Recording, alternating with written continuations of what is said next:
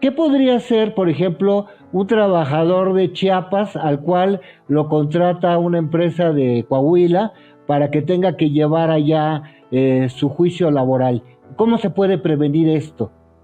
Pues mira, estamos esperando como tribunal y como sociedad que entre en vigor el tema de la prohibición del outsourcing, que eso nos salvará o irá mitigando en gran medida este tipo de procedimientos.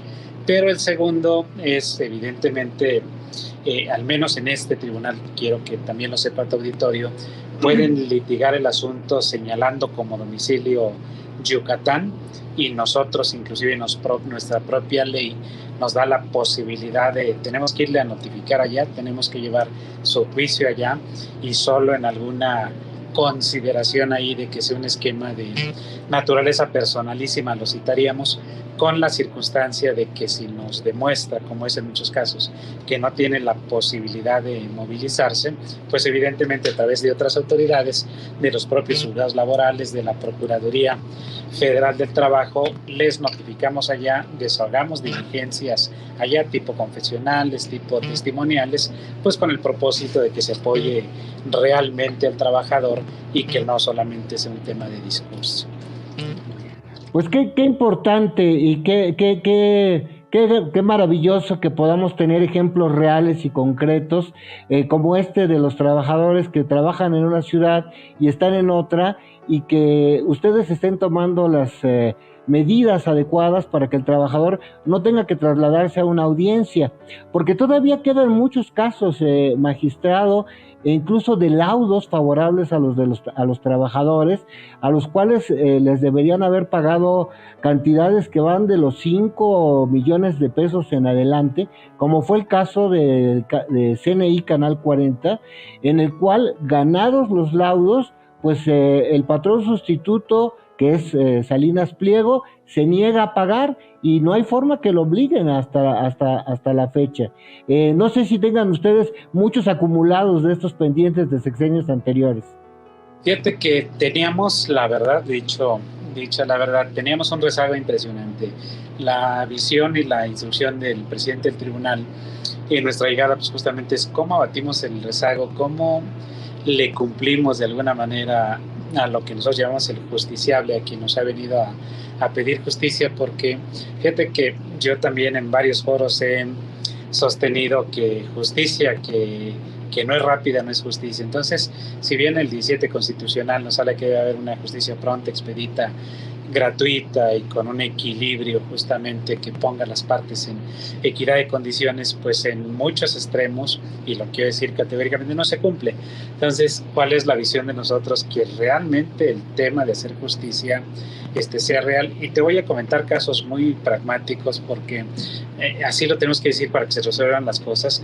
El tribunal tiene asuntos, por ejemplo, de un trabajador al que ya, como te dije, estamos tomando medidas para que no tenga que desplazarse y se gaste un dineral a venir a litigar su asunto acá, pero tenemos asuntos de estados muy lejanos en donde se concedió un laudo para que les paguen 20,000 pesos.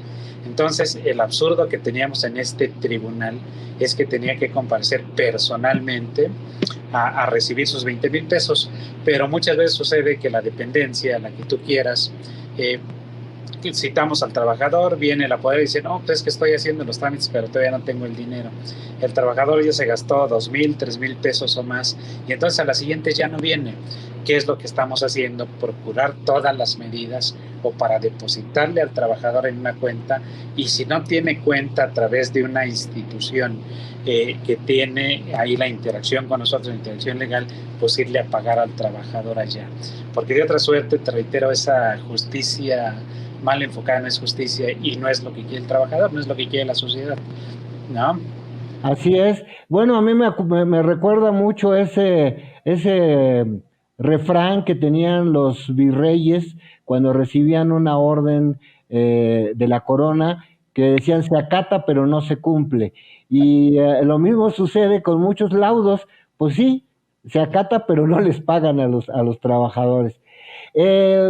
Magistrado, perdóneme si en algún momento puedo parcializar por mi doble carácter de periodista y de trabajador, pero me interesan mucho las condiciones laborales de los compañeros y resulta que en Canal 11, que en la radio, en muchas televisoras públicas que fundó Virgilio Caballero, que fue también uno de los primeros grandes impulsores del Partido Morena y de esta cuarta transformación, recientemente fallecido. Bueno, en estas televisoras públicas los trabajadores no tienen contrato, no tienen seguro social, están a la buena de Dios. Y entonces yo quisiera preguntarle si esta radio y televisión pública a que a nivel federal coordina Genaro Villamil o en casos particulares como el Canal 11 que depende del Instituto Politécnico Nacional, podrían recibir el apoyo de esta Procuraduría de Defensa porque aunque es una cuestión particular, pues sí son trabajadores del Estado estos compañeros y si la Procuraduría podría pues atenderlos porque pues no puede el Estado no brindar las condiciones mínimas que se les exige a la iniciativa privada que cumplan con el artículo 123 constitucional. Sin duda alguna, Ramsés, nos ponemos a la orden aquí de tu auditorio. El tribunal tiene, como sabes, sus salas integradas, tenemos 8 salas, somos 25 magistrados, resolvemos cualquier tipo de asunto que nos planteen con esa visión que la ley nos faculta para proteger fundamentalmente los derechos del trabajador, pero la Procuraduría que te comento, tuve el honor de ser titular, pues justo ejerce esa parte de derechos que tienen todos los trabajadores del Estado. Aquí los atendemos, tenemos una política muy eficiente, ¿verdad? Con un nivel importante y la instrucción que ha dado el señor presidente de este tribunal es que la atención sea personalizada y con una variable de que cuando nos plantean casos inclusive que son del apartado A o que son de alguna otra instancia, hay trabajadores que tienen regímenes especiales, por ejemplo, los policías, los custodios, ciertos trabajadores que están en el servicio civil de carrera. Y ahí lo que sucede es que la instrucción no es, como vulgarmente dicen, es batearlos, de que vienes y aquí no es. Entonces, la instrucción que tiene la Procuraduría es que si viene un trabajador cuyo asunto sea competencia de la Junta Federal de Conciliación y Arbitraje, aquí mismo le hacemos su oficio, lo mandamos obviamente ya con el oficio a la Junta Federal y obviamente le damos un seguimiento a la atención. Tenemos un programa aquí de seguimiento que es eficiente y yo invitaría a todos los trabajadores del país, pero particularmente a los que tú comentas, que nos visiten. Estamos en Diagonal 20 de noviembre 275 en el primer piso y ahí recibimos todo tipo de inquietudes, demandas, asesoramos. También algo que es muy incidente aquí son los famosos procedimientos de designación de beneficiarios, es decir, cuando muere lamentablemente un trabajador, pariente, hermano, padre, madre, y obviamente que el Estado tiene la obligación de repercutir la parte de lo que implicaban los seguros de vida, pagos de marcha y toda esta situación de los derechos laborales a los beneficiarios de estos trabajadores. Los procedimientos los llevamos aquí de una manera muy rápida y invitamos a todo mundo que venga para proporcionarle servicios, Ramsés.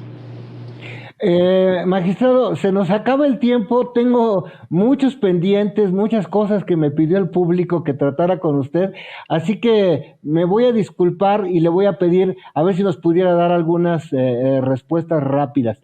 El tema de las afores es una tragedia para mucha gente, por eso voy a dar un caso concreto, un doctor se puso en seguro, lo pusieron en Sura, me parece que así se llama la Afore, y entonces pues ya tiene 70 años, quiere su dinero y le dicen, es que hay una homonimia en el Seguro Social, vaya y arréglela, la arregla. Ah, pues resulta que ahora tiene una homonimia en el ISSSTE, la regla. Bueno, ahora resulta que hay una homonimia en Sura porque hay dos Bonifacio Contreras Magaña. Arréglela. Lo arregla. Ah, es que hay una cosita aquí, un papelito en el cual está diciendo que no hay, ¿cómo se llama? La posibilidad de que usted cobre. Y entonces lleva 6 años el hombre y pues ya es una persona que padece algunas enfermedades, que quiere ese dinero para atenderse y no puede. ¿Cómo ve usted esta posibilidad de que ya las Afores dejen de estar en manos de particulares y las controle el Estado? Su opinión personal, por favor. Mira, estamos trabajando justamente en esa visión. Se está proponiendo, solo como idea, que se cree un gran fondo público respaldado por una institución bancaria que nos quite todas estas vicisitudes que tú comentas. Diario tenemos asuntos de ese tipo. Yo lo que recomendaría ahí al auditorio a estos trabajadores: no vayan a las Afores. En el caso del apartado B de los trabajadores al servicio del Estado, vengan a la Procuraduría. Realmente son procedimientos muy sencillos para nosotros. Tenemos la facultad legal de requerir y evidentemente de obligar a las Afores a que les respeten sus derechos. Desde aquí podemos vincularlos para que les den sus documentos en el ISSSTE. Desde aquí podemos solicitar esas informaciones que no les dan en las Afores, a veces hasta de sus cuentas personales. Y el problema es que sistemáticamente las Afores se niegan a todo. Entonces yo los invito a que vengan a la Procuraduría en el caso del apartado A, y en el caso de apartado B, perdón, y en el caso del apartado A, que vayan a la Profedet, que está aquí en la calle de Vertis y que también es muy eficiente. Magistrado, volviendo al tema original de este programa, que es la pandemia, la infodemia, ahorita hay mucha controversia con el regreso de los niños a clases.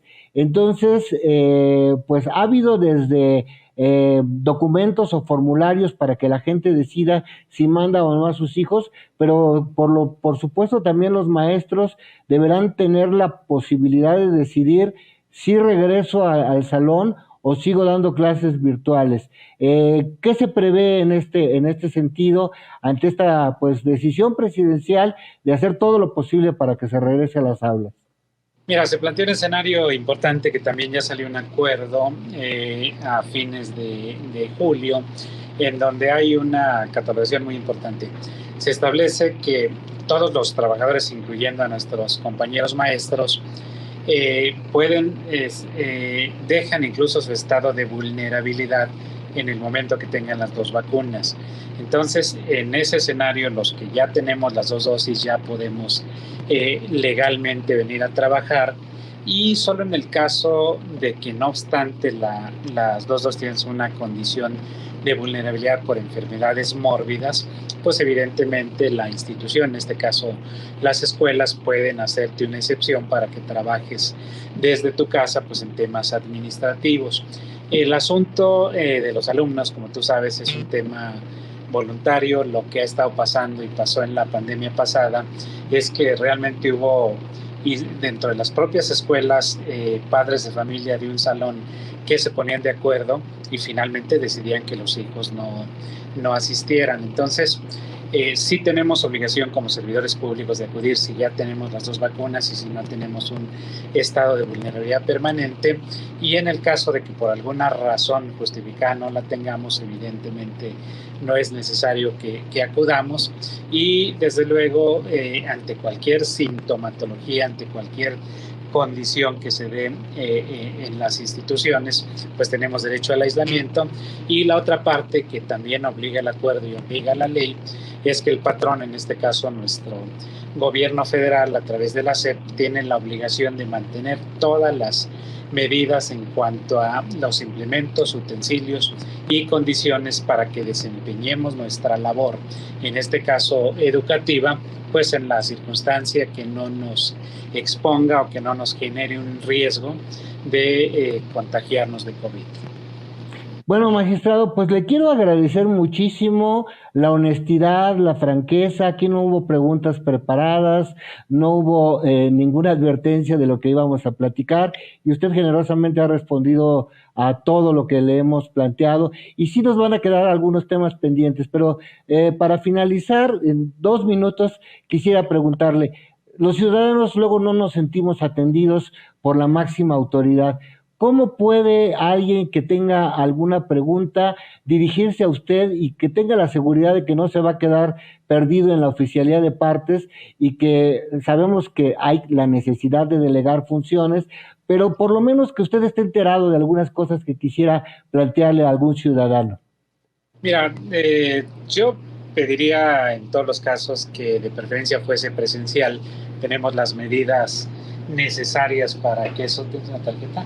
Para que eso suceda, pero de no ser así, pues les pediríamos que lo hagan Lo bien. ponemos después, no se preocupe, podemos poner después abajo del video los medios de contacto, ¿eh?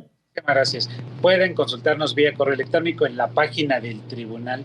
Tenemos un apartado ahí para asesoría jurídica y la verdad es que también es muy eficiente. Lo que nos quieran consultar por ahí, con todo gusto los atendemos. Y reitero, la visión actual de este tribunal es una visión meramente social, una visión de atención a la gente, y nuestra obligación, tanto personal como objetiva, pues justamente atender a ese principio básico de cómo logramos que sobre todo quienes menos posibilidades tienen pues se vean atendidos en condiciones de equidad. Esa es nuestra labor fundamental, Ramsés.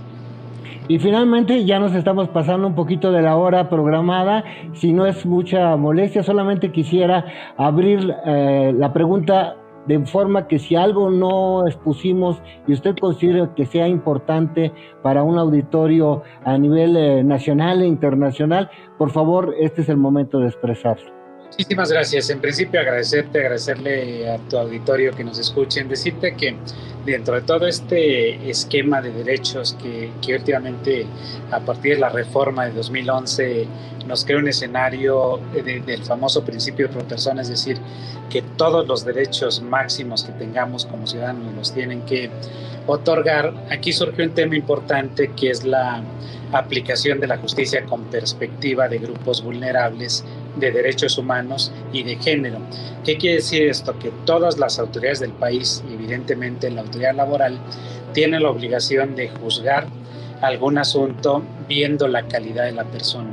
En el caso de juzgar con perspectiva de género, hablamos de que tenemos que analizar la condición de la mujer frente al estado que se promueve de un juicio en el caso de las personas vulnerables, personas con discapacidad, con alguna situación distinta. El juzgador debe analizar justamente esa calidad y esa cualidad antes de emitir sentencia.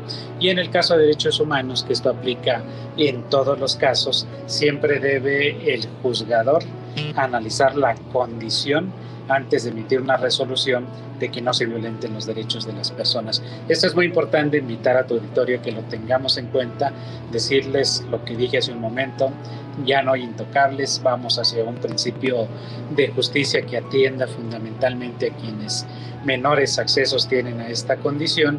Y pues yo reiterarme a la orden de todos, agradecerte de verdad infinitamente este espacio y decirte que yo estoy a la orden siempre.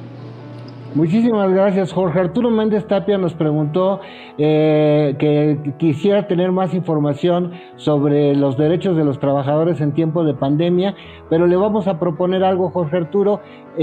Después de esta transmisión en vivo, quedamos en Facebook y quedamos en nuestro canal de YouTube. Podemos seguir haciendo preguntas a las personas que no nos hayan podido ver en vivo y nosotros nos comprometemos a hacérselas llegar al magistrado Rufino León H. León